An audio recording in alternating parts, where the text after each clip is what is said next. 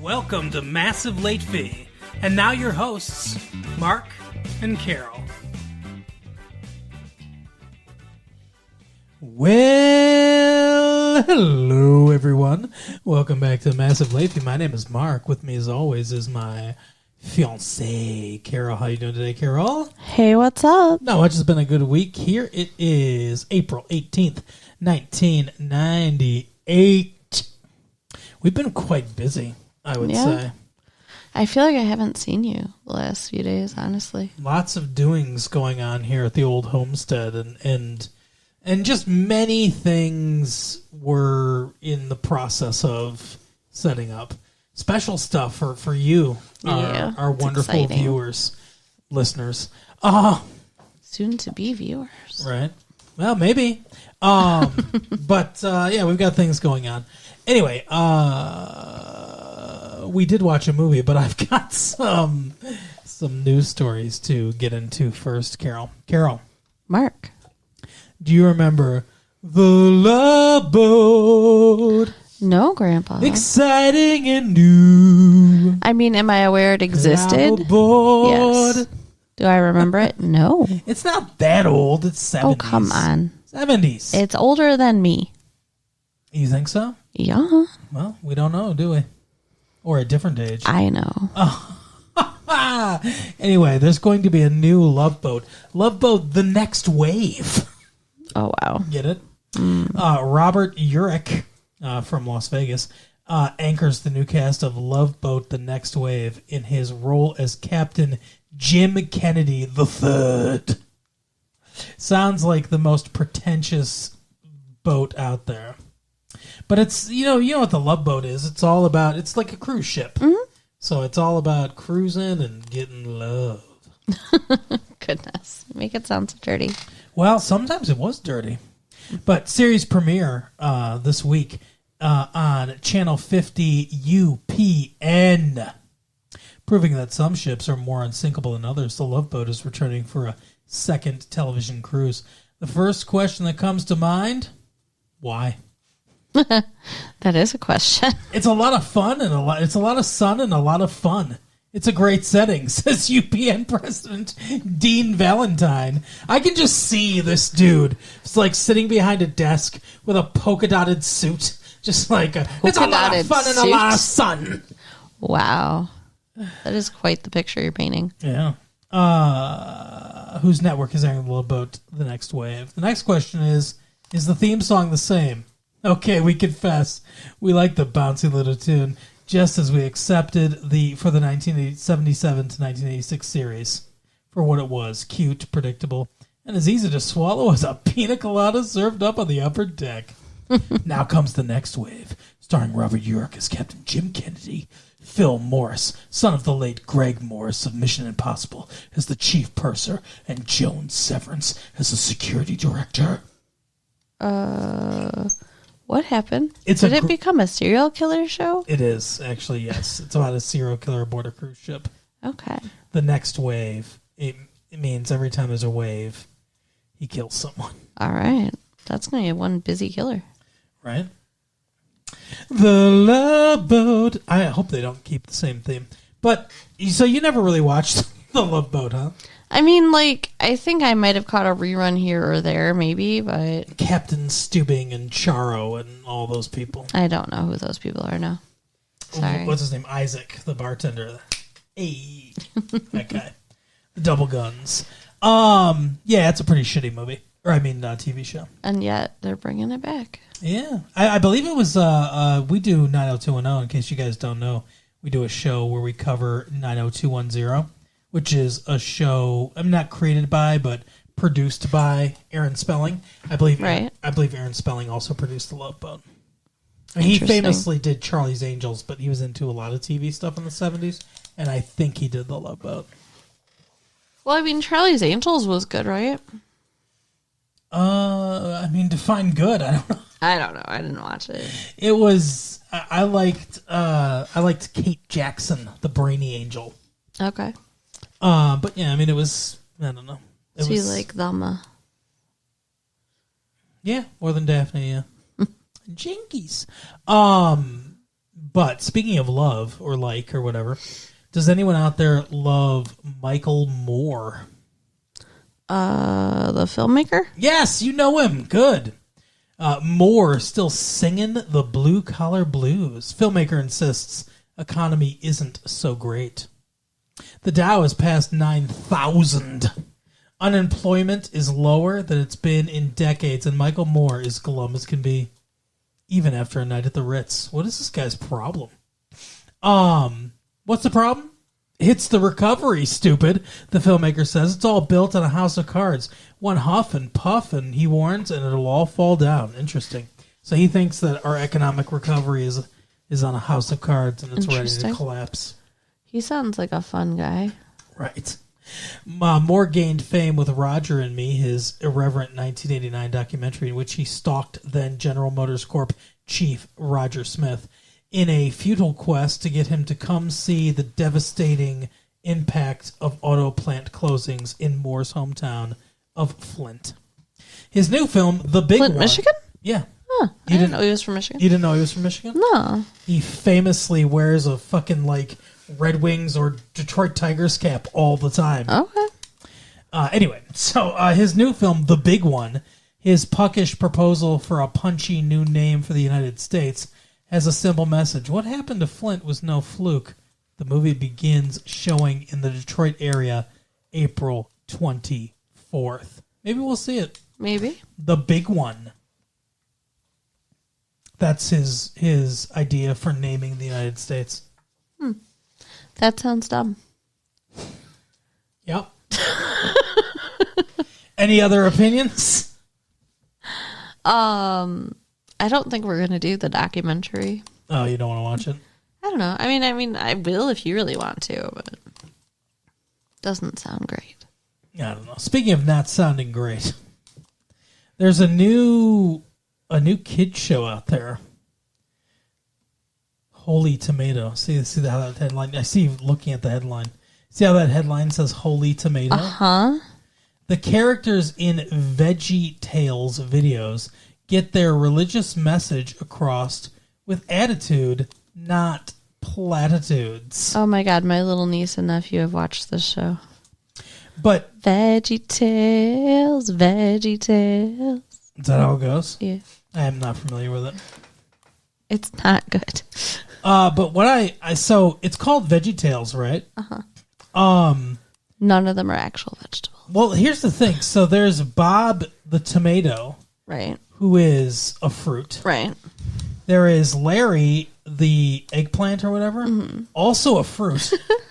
They're actually both berries, by the way. This should be called Berry Tales because they're mostly berries. It looks just like another glitzy kids cartoon. There's a wisecracking tomato, a silly cucumber, an asparagus family. Asparagus are at least vegetables. A whole crew of engaging, squeaky-voiced garden creatures. There's plenty of the usual Saturday morning slapstick, too. Pratfalls and sight gags and all manner of vaudevillian shtick. But if you stop long enough to listen to what VeggieTales has to say, there's something distinctly different unfolding. Is this on public television? It's a cult. I don't know. Bob the Tomato talks about the importance of generosity, about being kind, about keeping an open mind, about God. It's stunning. Now, what the tomato has to say is so shocking. It's just in a world where children's entertainment is dominated by snarkiness and high decibel hoopla and unabashed commercial buckstering, VeggieTales has co-opted the slick, sharp-edged wit of commercial television to deliver unapologetically Christian entertainment. I think they're just tapes that they sell. I don't know if they're on actual television. That makes more sense because it seems like... Not familiar. I don't think like all parents would appreciate that on their Saturday morning cartoons. You don't think so? I don't. Some people wouldn't like the word of God. Correct. Some people don't believe in God. That's right. That's what I'm saying. Some people believe in God, but not Christ. So, you know. Yeah, Jews. And Wiccans and pagans and Buddhists. If you're a Wiccan out there, latefee1994 at AOL.com. let us hear from you. Do you hate VeggieTales? Do you want your children watching VeggieTales? How is it not, like, it should be like, that was Dragon Tales. Remember that? Dragon Tales. No. Oh, okay. But it's such a weird show. None of them have arms. They're just running around with, like, a jacket and a hat. I am not familiar with it at all, but... Be glad. All right, well, I am glad. But you know what else I'm not glad about, or I What? am glad about? We'll What? find out later, is the movie we watched this week. Okay. We watched You. What? Yeah, we watched You. You are the object of my affection. We watched. We watched the object of my affection. Exactly. With Jennifer Aniston. Because Yeah. Jennifer Aniston is awesome. Is Jennifer Aniston the object of your affection? No. Okay. I do not have a crush on her. No, she's pretty, Yeah. but she's not like Sexy. yeah, no, not at all. She's cute. Yeah, she's cute. She's like little sister cute. And in this movie, she's annoying as fuck. In this movie, I think she's supposed to be our protagonist, but she is almost the villain in this movie. She's very selfish and unlikable. Yeah, really is. And then also starring in this movie is Paultopher Rudd. Paul Rudd? Paul Rudder Oh, God. is his full name, but he shortened it to Paul Rudd. Okay, there you go. He was in Romeo plus Juliet. Oh, yeah. He was Paris, I believe, Yeah. the one everyone wanted. Yeah, he was douchey. And he was also in Clueless. Yes, he was better in Clueless. I liked that. I kind of like him, Yeah. I have to say. Yeah, he's a really good actor.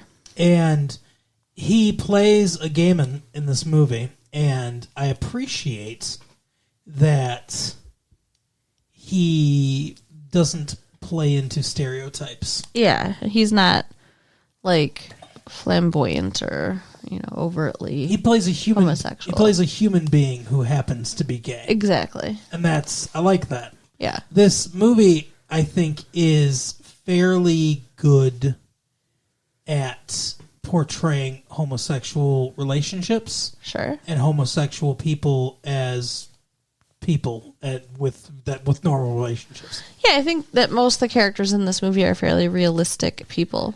Yes, I agree. I think it's based on a book. I believe I saw that in the credits. I haven't read the book and I'm not familiar with it, but I'm almost positive I saw it was based on a book in the credits. But yeah, so the story of the object of my affection is that Jennifer Aniston and Paul Rudd both work with children. Yeah. Well, she's a social worker in Brooklyn, working with kids doing, like, it looks like group therapy at a community center. The kids are, I believe, played by actual children Yes. of the age, because I think they're supposed to be like maybe 14, like early teens, I think. Right. Yeah. But I would hope. I thought they were like 9. It was a little shocking hearing the conversation coming out of their mouths. Right, because every time you see like a 14 or a 15-year-old in a movie, they're being played by a 20-year-old. Right. So they looked younger than I think they were supposed to be, because I think they were the age they were supposed to be. But yeah, this one girl's talking about how this guy wants to have sex with her, and she's like, I don't know, are you going to give it up? And they're like, I don't know, and like they're talking very raunchily about this. Yeah. Very, very, And I was like, very, oh my stars, very matter of fact for right? little children. And then she's all like, well, if it was me, I would do this. And it's like, I don't know, not the advice you'd expect an adult to give a kid in that situation, where she's just like, well, do you like him? Do you want to? Like, Right. not like, well, you shouldn't, because that's what mostly, I think adults would say in that situation. Sure. But I mean, I guess she's being a good social worker, though. 'cause- Is she? I don't know. Yeah, I mean, social workers are supposed to help people come to their own decisions instead of telling them what their decision should be. Gotcha. Okay. But a child about to have sex seems like a little, I don't know. I mean, if she's like 15 or whatever, and the guy's like 22, I mean, I guess it's fine. I don't know. I don't think You'd that know was better than happening. me. No, I think they're supposed to both be about the same age. Yeah. But yeah. I guess spoiler for this girl's storyline, she does have sex with a guy. And then the next day he's with some other girl. Yeah. That sounds pretty realistic too. For teenagers, yeah. Especially in Brooklyn. And Jennifer... No offense, Brooklyn, for anyone who lives in Brooklyn. Right. And Jennifer Aniston's just like, well, I call the shots. Like that's her main message to these girls is just make sure you're in control. Be empowered, yeah. Yeah. I don't think she's that empowered. No, I don't either. She's being led around. But we juxtapose this with Paul Rudd working with like kindergartners or whatever. First grade, yeah. First graders putting on a play, The Little Mermaid. Was it The Little Mermaid? Okay. Yeah, sea urchin and, Under the Sea and all that stuff. But yeah, it's very cute. Yeah, he's very good with them. And they're I think it's supposed to be kind of juxtaposing the two different worlds they're in too, honestly. Yeah, a little bit. Because he's working in a private school and working with privileged kids, and she's working with kids that are not so privileged. Yeah. I mean, he's working with Alan Alda's kid, and he's got MASH money, so this guy's fucking loaded. So he's looking for his boyfriend who's not there. Yeah, Tim Daly of Wings fame is his boyfriend. Either Brian or Joe Hackett. I can't remember which is which. I'm pretty sure it's Brian. You're so good at remembering who people are. Yeah. Not me. I know Jennifer Aniston. That's about it. She plays Rachel. Exactly. On The Friends. That is why I know her. But his boyfriend shows up in a fucking cab at the end of the play. Mm-hmm. And I mean, it's not even at the end of the play. The play's over. Yeah, he's Everyone's leaving. walking out. He's just like, oh, I'm so sorry. Oh, I'm sorry. My name's Dr. Jolie, and everyone calls me Jolie for some reason. So is Dr. Jolie supposed to be a medical doctor? No. I thought that at first because they didn't really explain, but I think he has a PhD in musical theater or something. Okay. He's a critic, I think. He's a writer.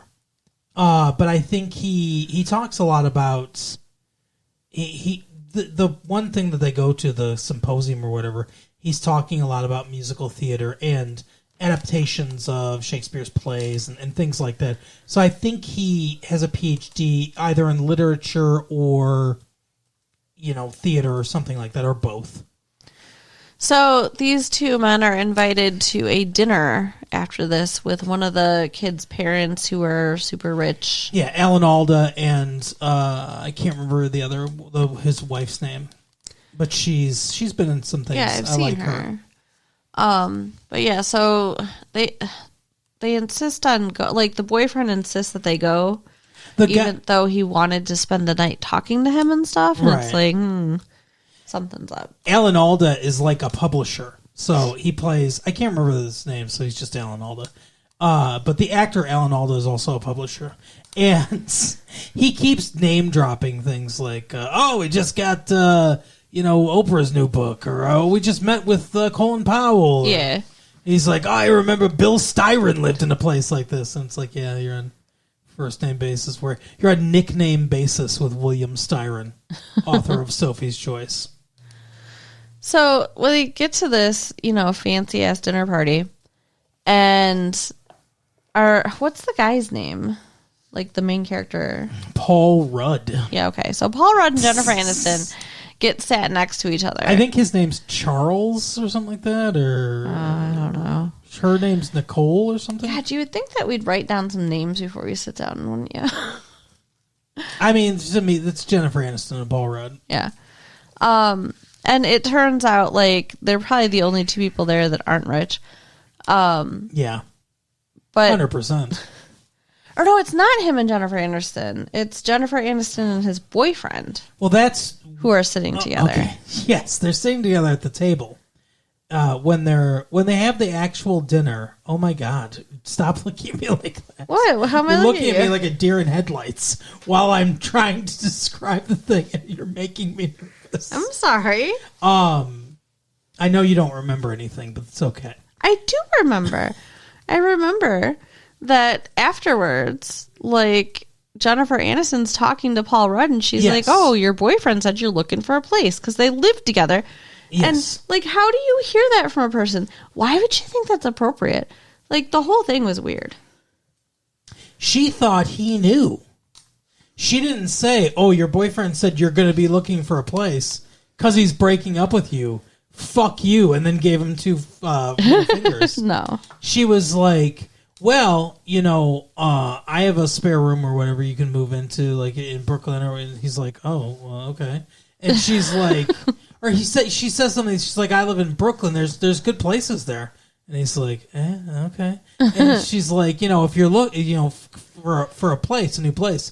And he's like, oh, I live with, Jolie. With Dr. Jolie, yeah. And she's like, he said you were going to be looking for a new place, though.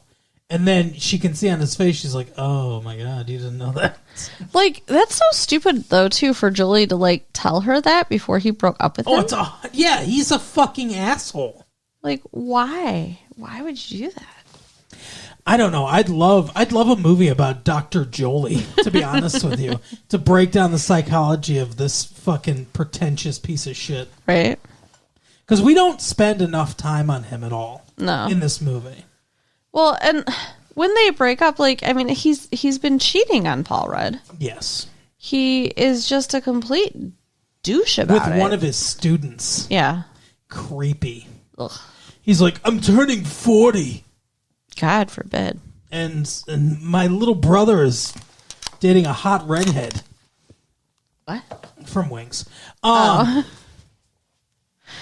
And yeah, so he's freaking out. So, like, they break up, and the next thing you know, Paul Rudd's moving in with Jennifer Aniston. Yeah, now, he actually goes through with it. Who would do that? That's a weird move. That was a Jennifer Aniston delivery. Who?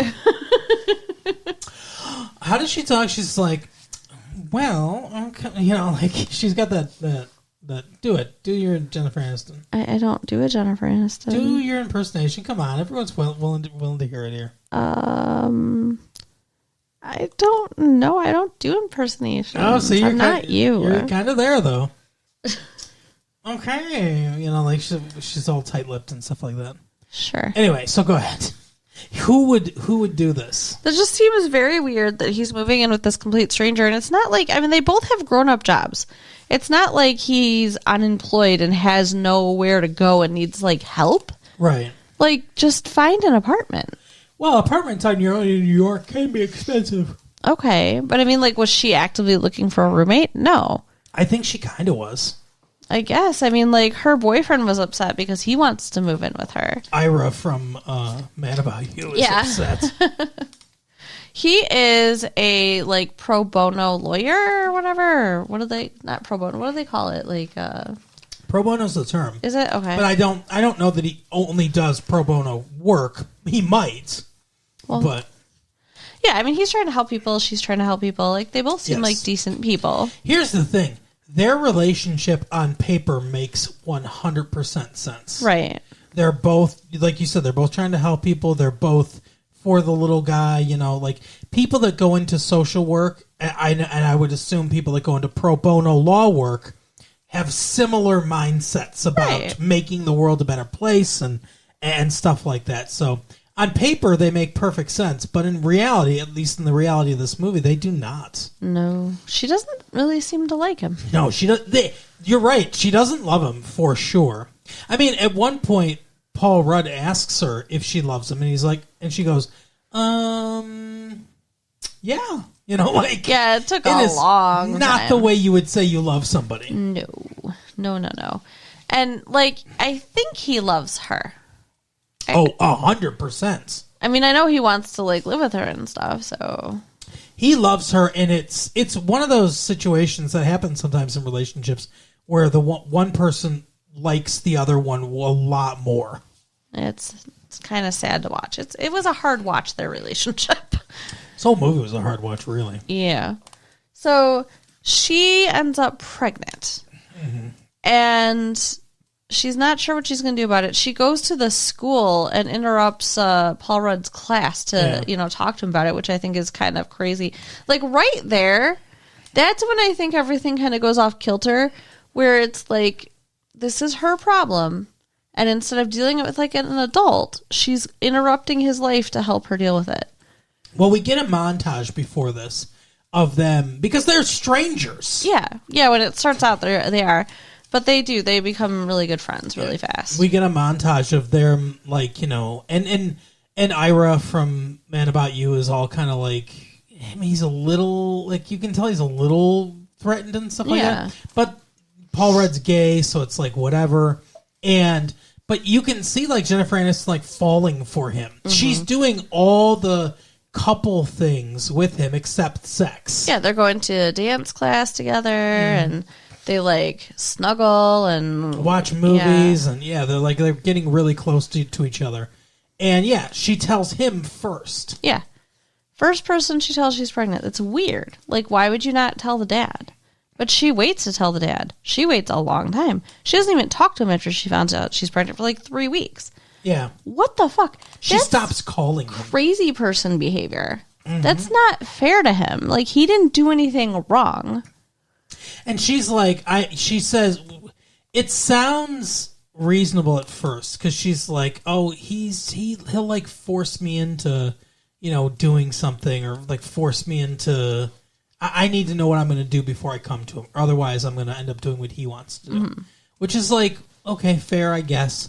But after a couple days or a few days, she goes to Paul Rudd and she's like, I've decided. And he was like, well, I'll take you anywhere you need to go. And she's like, I'm going to have the baby. And he's like, oh, yeah. So she decides to have the baby, and she says, I don't want the father, Ira. She's like, I don't love him. I'm not going to marry him. I don't want him to raise the baby with me. I want you to raise the baby with me. That's like insanity. She's an insane person. Yes, but also just monumentally selfish. Very, very selfish. Because essentially what you're saying to it, I was terrified to this entire movie that they were going to be like, oh, but gay is a choice, so he's going to choose to be straight or whatever, But they, like, he's gay. So if they raise this child together, does his life just end? Well, I mean, okay, they could handle it different ways, but they never clearly talk anything out is the problem. But, like, they could have, basically like a marriage family unit and then also see people on the side for sex. They could do that. Sure, but is that what he wants? Like, and because you can't form a relationship with another guy as a gay man if you have Jennifer Aniston and her kid. Because think about all the baggage that brings into that relationship. I'm going to start a relationship with you. I'm also living with and going to raise this child, and we're never going to move in together, and you can't move in here. This is my home. Like that. It doesn't work. Yeah. Well, no. I mean, he wouldn't be able to be in a real relationship with somebody else. He'd just be able to be, having sex, I think. Yeah, well, okay. I mean, I guess if that's what he wanted, maybe they could have done it that way. But I mean, like, they're meeting each other's relationship needs other than sex. Yes. Really. Yes. So, I mean, I don't know. I think it could have been doable, but it's not what he wanted, obviously. Well, it's not what Jennifer Aniston wanted either. No. Jennifer Aniston wanted the whole kit and caboodle. She tries to force that on him, which is not fair or right. In a very manipulative way. Like, they're talking about sex and they're snuggling, and then all of a sudden she's just getting her hands down his pants. Like, that's not what you do to a person. That's your friend who told you he's gay. Yeah. What happens is he reveals at one point he had sex with a woman. I think it's the same conversation, isn't it? Yeah, after prom. And all of a sudden, she's like a fucking cat that just saw a mouse. Right. Or like a shark that smelled a drop of blood in the water. So her eyes got all big, and she's like, oh, yeah, you've done it with a woman before. She's like, you're Now going to she do it thinks again. she's going to fuck him straight. And it's like, maybe he's bisexual, or maybe he was trying really hard to be heterosexual. Yeah. Because that's, I think a lot of people go through that. Well, who was it? Was it her rich stepsister or whatever? Yes. Who's like, oh, they all have sex with a girl in high school. Right, they all try it in high school. Yeah. That's what she said, which is a generalization, but probably fairly accurate, especially for, like, if let's assume Paul Rudd was in high school like 10 years ago. Mm-hmm. So from 10 years ago, he probably pretty, because I think it's more acceptable to be gay now. In the mid 80s, it was much less acceptable to be gay. Right. And then before that, even less acceptable to be gay. So I think going back, I think the farther you go back in time, the more likelihood that a gay person at least tried to be with a woman. But, like, it did seem like it was working. Like, he was getting a little bit into it. I think something like that can work short term. Right. But then the phone rang, and it was Jolie. This was dumb, too. Yes. But it's such weird timing. But yeah, so Jolie calls and invites him to go on a trip, and he agrees. Like, you guys broke up. And What are he cheated on doing? you. What the fuck? Don't go back with this guy. Yeah. But I think this was him missing his old life. Yeah. Missing being gay. Not being in a relationship with a woman. Right. And he even lies to her and says it's his brother at first. But then he changes his mind. What do you think that's about? Like, I don't know. His brother, who's a serial engager, yeah. But he does get married. eventually. Played by Steve Zahn. So she's really, like, hurt and upset because he's, going on this trip with his ex and he didn't fuck her like she wanted. Right. But she ends up talking to the dad before that happens, I think. What dad? What dad? The baby's dad. Oh, okay. Ira. Yeah, sure. And, telling him that she's pregnant. And they try to make it work. Or is that after? I guess it's after. Yeah, that's after. Yeah. I don't even remember them necessarily trying to make it work. No, they were together. Like, they were talking like they're together. He's talking about they have a sonogram in the morning and all that. Like, they're having morning sickness. It sounds like some time had gone by. Like, they've been, like, she's bigger. Oh, yeah. I think they tried to get back, get together. Because he right. was, like, all excited about the baby. Mm-hmm. So, and I don't think Paul Rudd was living with her anymore. He wasn't. No, he wasn't. Yeah. So, they were trying to be a family. Yeah. But It wasn't working out. Was miserable because he would be a fine person with anybody else, but not with her. Saying, like, he's having morning sickness too and stuff. Like, I think some guys think that's, like, sympathetic or whatever. But It's dumb. yeah. Well, it's kind of stealing her thunder. You think so? Don't you? I guess. I never thought about it, but I won't do that with you, so. Okay. If you ever get pregnant. Well, I would appreciate that. But yeah, I don't know. So then eventually the end, she breaks up with Ira again. Mm-hmm. And he's really mean to her. Yeah, they turn him into a comical villain for one scene, and then I guess all is forgiven. Well, because she's like freaking out. She's like, you got to get me out of here. So Paul Rudd takes her out of the room, and he's like, you know what? I accept. I'm going to raise the baby with you. Yeah. And so then she basically tells tells Ira that that's what's happening. And that's, he's really upset. Yeah. He said some shit. I'd be upset too. But so at the end of the movie, fast forward to the end of the movie. Well, what happens is he goes on the thing with Jolie and ends up finding another guy that he kind of falls for, who's also with an older gay gentleman. Yeah, what was up with that relationship? Were they actually together? They were kind of together. Like, it seemed like one of those situations where he was an older man and it made him feel younger or better or whatever to have a younger, person. Sure. And so in order to facilitate that, because, he wasn't good looking enough or whatever, who knows, because he's older, he gave him a place to stay and, He's taking care of him. yeah. And so in exchange, they're not really together, but they're kind of together. Do you think they're having sex? Because it didn't seem like there was any sexualness there. I think they were having sex before Paul Rudd came into the picture. And then after that, there's a very good editing moment where he's come back, the older guy, he's a critic, a theater critic. He comes back to his apartment, realizes that his, erstwhile lover or whatever is in there with Paul Rudd, and casually mentions that he knows someone's in there. Oh, he's left his knapsack here, and they come out and everything. They have this conversation, and he's like, I'm going to go, with Paul Rudd for a little bit. And he's like, okay.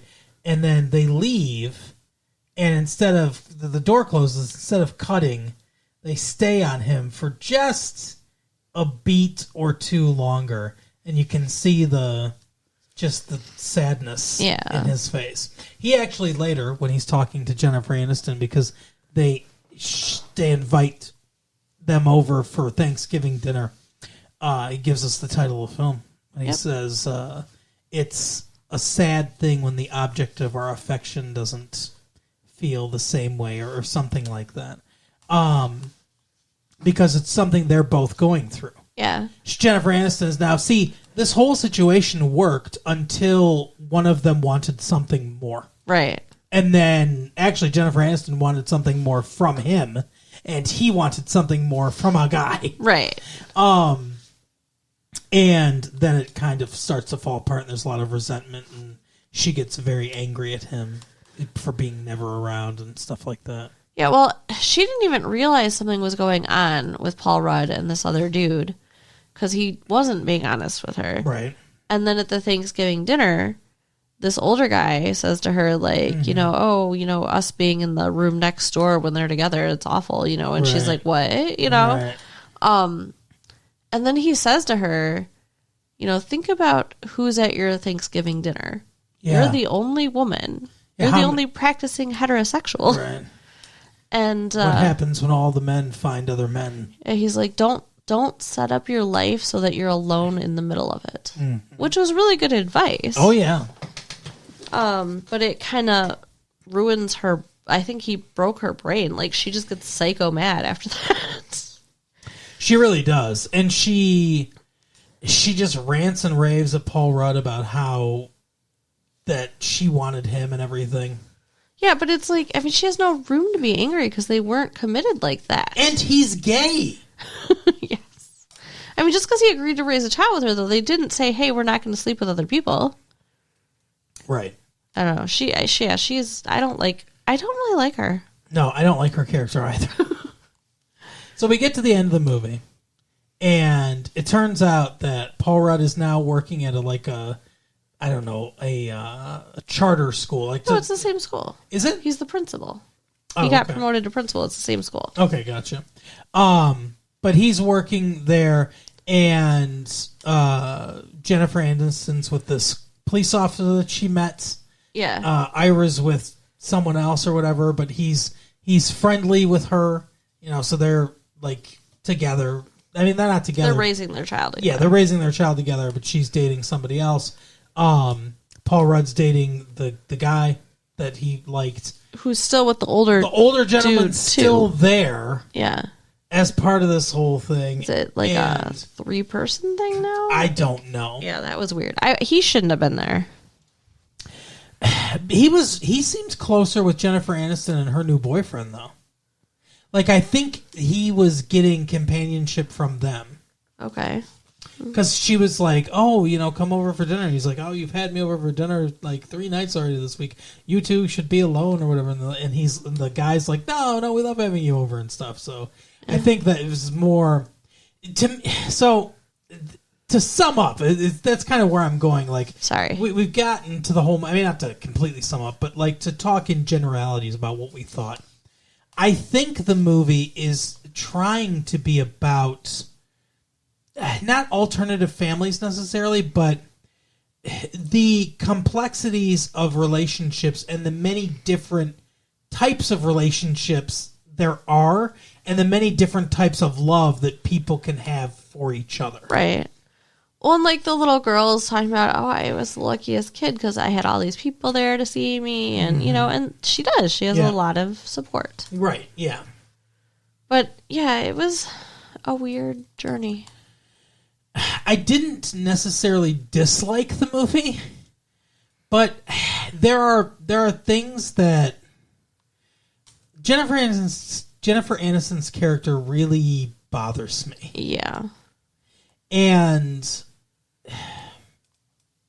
there are a few portrayals of homosexuality that I think are a little weird at times, but for the most part, I like the way that it deals with the different kinds of relationships. Sure.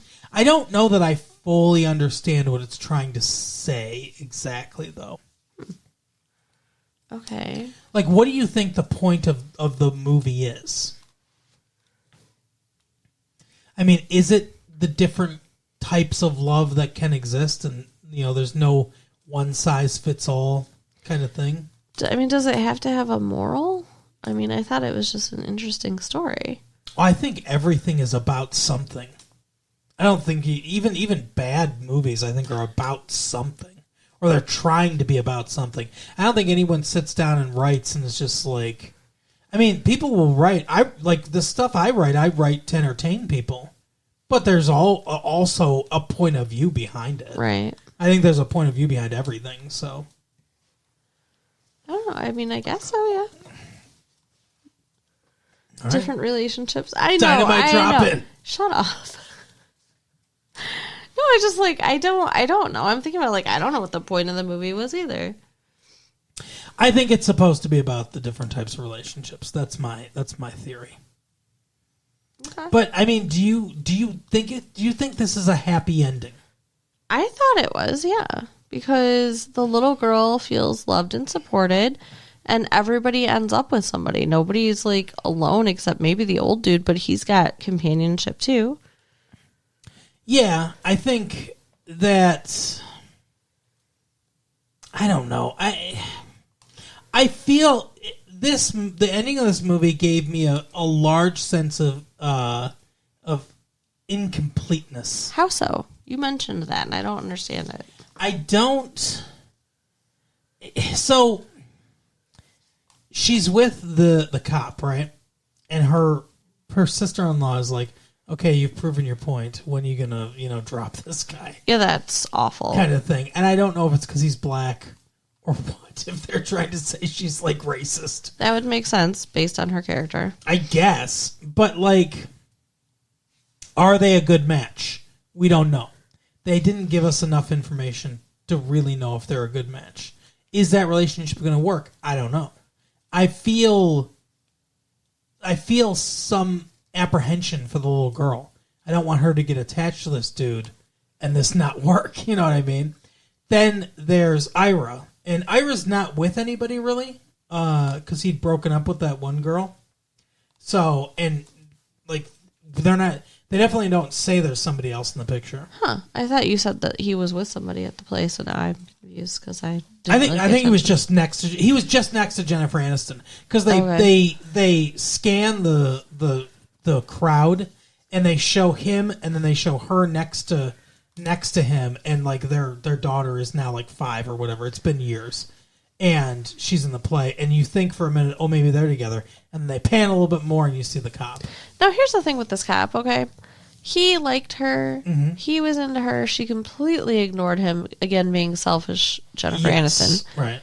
And now it's 5 years later and they're together. So there's like a whole untold story there.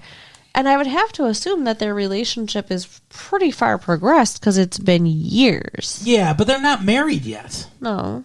I would have liked it better if they were married. Yeah, I agree. I kind of thought that was the case. Do we know they're not married? Well, she says, like, when are you going to break up with this guy? It doesn't sound like they're married. Yeah, okay. Well, and he's not there at the end. Right. So, yeah, I guess you're right. Wait, who's not there at the end? The boyfriend, when she's, like, going for coffee with Paul Rudd and her daughter's like, you guys always go for coffee, and they're walking off. Like, it's not like she mentions having to get home to her husband. He's not, like, there with them going home or anything. Right. But yeah, and then so Paul Rudd's with this other guy, and maybe that's working out, but like the other older guy's still in the picture too, like you said, and just there isn't definitive answers about the status of a lot of these relationships. Yeah. And maybe that's part of the point too, is that there are no like hard lines in these relationships. And then they walk off together, and it's like they still have this great friendship and stuff. And it's like, okay, I hope that's enough for her. Like, it felt rushed, I guess. The conclusion feels really rushed. Like, suddenly it's 5 years later, and we don't have a whole lot of information. We leave off when she's giving birth, when she's given birth. We leave off with her basically telling Paul Rudd, hey, move out. Yeah. And I want your stuff gone before I'm out of the hospital. Like, I don't want to look at you kind of thing. No, she wasn't being like that. She wasn't that mean, but, like, she said, I think you should be gone before I get out of the hospital. And she seemed cold Well, when she said it. She said, so we can move on with our lives. But she seemed cold when she said it. And Ira's there and everything, and they seem like they're getting along better at that point. So we hard cut from that to 5 years later. And now they're walking back and they're like, being friends. Oh, you always get coffee and stuff like that.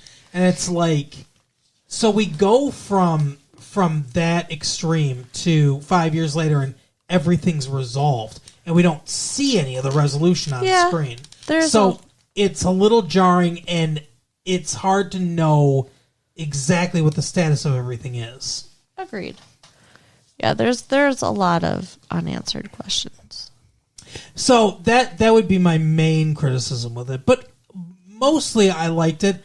And I will tell you, I think Jennifer Aniston and Paul Rudd have very good chemistry on screen together. For sure. And I think that's a big selling point of the movie. Yeah. I mean, I definitely enjoyed it.